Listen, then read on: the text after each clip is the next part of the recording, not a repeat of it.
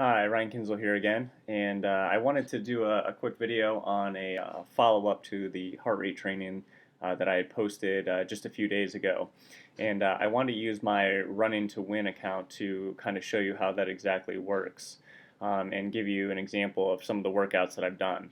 Last time I talked a little bit about my tempo run and my tempo heart rate, as well as my heart rate that I use for recovery runs. And I said that my max was about 180, and about 75% of that max was 135, and I would use that for my easy runs. And then the tempo runs, I would use 165, which is about 90% of my maximum heart rate.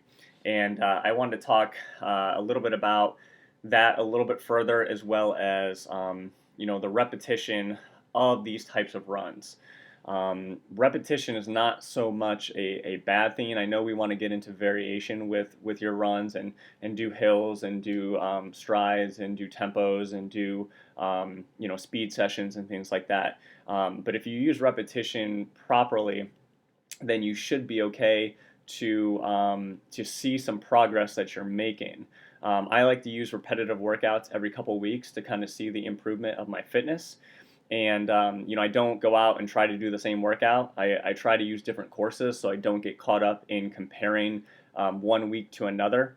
My coach, Matt Woods, specifically likes to change up courses, so I'm not comparing sessions. But I do show great improvements from session to session when, based on how I feel or maybe heart rate or things like that. So I wanted to use my Run In to Win account to show you a little bit about this. If you're not familiar with Run In to Win, it's an online running log, and you can keep track of all your mileage.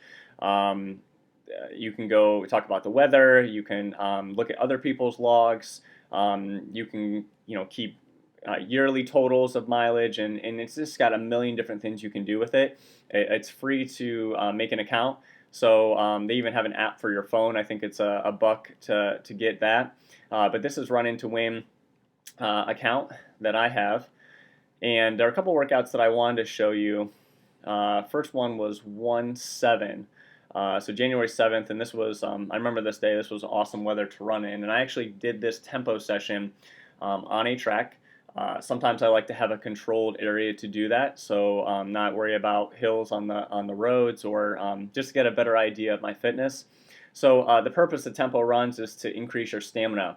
But when I do these tempo runs and I keep my heart rate between 85 and 90% of my max heart rate, I try to not go above that. I really try to focus, and if I go 166 or 167, I try to consciously focus and slow myself down, or take some deep breaths while I'm running, and try to control my effort and get my heart rate back down.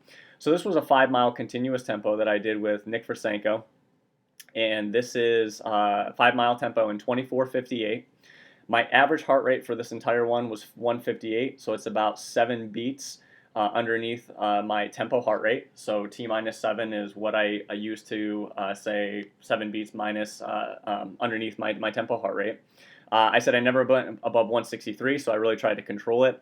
And if you look here, if you look at my paces, I go 5 flat, 459, 59, 59, and 459. But my heart rates on the right-hand side slowly increase. It takes about a mile to a mile and a half for your heart rate to get up to a level where you're going to stay more consistent. So you can see my first mile is 149, but then the next one's 158, 160, 162, and 161 are all averages for this run. So again, I really try to control it. That was a very solid session to have an average of 158 and get 24:58 for a 5-mile tempo on the track. Definitely showed that my fitness it was greatly improving from where I had been in December. Next one I want to show you was 126. This was a progression long run, and I did this on a road loop, a little bit more challenging of a road loop. Again, not crazy hard, but this was a half-mile road loop that I did in Avondale area, and this was I'm sorry, not a progression. This was a fartlek run. This was 3 minutes on at tempo pace, and then 2 minutes jog, and I did 6 of them. And you can see my pace for my 3 minutes on, 454, 146 heart rate average. So the first one again is always going to be lower. I even gave you my heart rate for the jogs, which is mid 140s to upper 140s. And then you can see my heart rate jump here a little bit, and again, about a mile, mile and a half to get into that comfortable, more consistent heart rates. So 454 at 155, 450 at 158. So the paces are about the same. The heart rate tends to spike just a little bit, but again, I keep that very, very controlled. So that fartlek session was another success. This next one is 131. And I believe this was a long run progression run. Yeah, these are 3 mile loops, and I did this as a progression run. And this was my first 3 mile loop. And I also talked about levels. 165 is my tempo, 155 is the upper medium, 145 maybe the lower end medium, and 135 or under is the recovery run that I like to keep it at. I don't like to go too slow on my recoveries. I don't like to be at 115. I like to keep it a little bit higher, just because I feel like there's definitely more benefit there instead of just going out and running too slow. So anyways, these are 3 mile progressions. 1643 for the first 3 mile loop. You can see my paces here. Again, watch my heart rate jump. This was a controlled. I tried to keep it around 140. This one I tried to keep at 155, so you can see pace and time and heart rate and everything like that. And then 160, and then finally 163 for that last loop, and the little addition that I added on. So again, road loops are a little bit harder to control your heart rate. You do have rolling hills and more inclines. If I'm climbing a hill, I don't really worry about my heart rate so much, because you can get to the point where you're climbing a hill and you're like, oh shoot, my heart rate's getting too high. It all evens out when you get on a flat surface. So again, I like to kind of use different road loops. So you can see the overall here. This was a little over 12 miles and 103.08. So this was 514 average. This was a very, very solid session for me. And then the last one I wanted to show you was 214. This was another, so Valentine's Day, this was another long progression run. And but I chose a different route. I didn't want to use the same route as I did last time, simply because I don't want to compare that workout. I don't want to get caught in saying, well, maybe I'm not as fit as I thought I was because I did this workout a few weeks ago, and now I'm not running as fast, because I might not feel the same. So again, I don't like to get caught up in all of that. So again, you can just look at the paces and the heart rates here. And the progression is very smooth.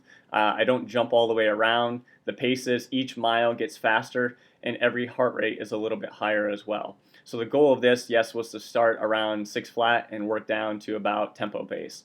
Tempo pace per mileage, per mile wise. And you can see how the heart rates increase. It's very important on these runs to keep them controlled and not to start out too fast too early, simply because if you get your heart rate up too high too early, it's almost impossible to get it back down, because your body's already set to that amount of workload, and your heart is working so hard to keep up that certain pace. So it's very, very hard to do that and control it, but it just takes time. So I just wanted to show you these workouts on my Running to Win log, and give you an idea of what exactly that looks like in the controlled efforts. And I love tempo runs because they are designed to increase stamina and strength, and I like to come back to them every few weeks to get an idea of where I'm at and kind of see that progress as I go. So again, if you have any questions about the tempo runs or the things that I've done, or more about the heart rate training, feel free to put a comment below, or a question or anything like that. Make sure you share out my videos, and hopefully I can get a few more followers. I definitely enjoy doing this, and hopefully to get some positive feedback, as well as more questions and other topics that I can discuss maybe that you are interested in. So thanks for your time.